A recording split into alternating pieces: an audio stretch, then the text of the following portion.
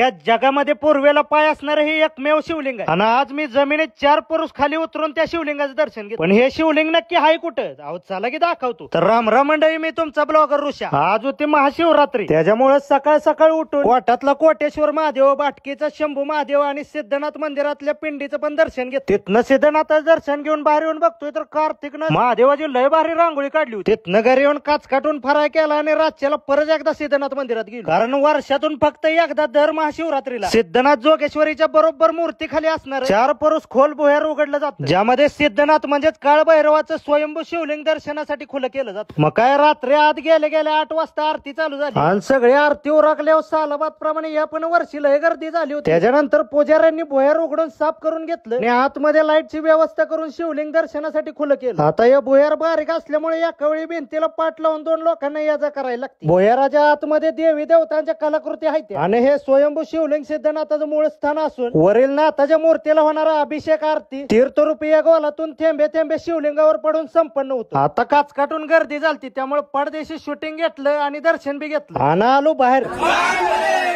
तर मंडळी, वर्षातून एकदा महाशिवरात्रीला हे भुयार रात्री 10 ते 5 दर्शनासाठी उघडलं जातं। तिथनं गर्दीतनं वाट काढत बाहेर आलो तर हजारो लोक दर्शनासाठी वाट बघत होती। तेवढ्यात आपला कराडचा ब्लॉगर ओंकार सिंग एवढ्या लांबून दर्शनासाठी आला होता, त्याची भेट झाली।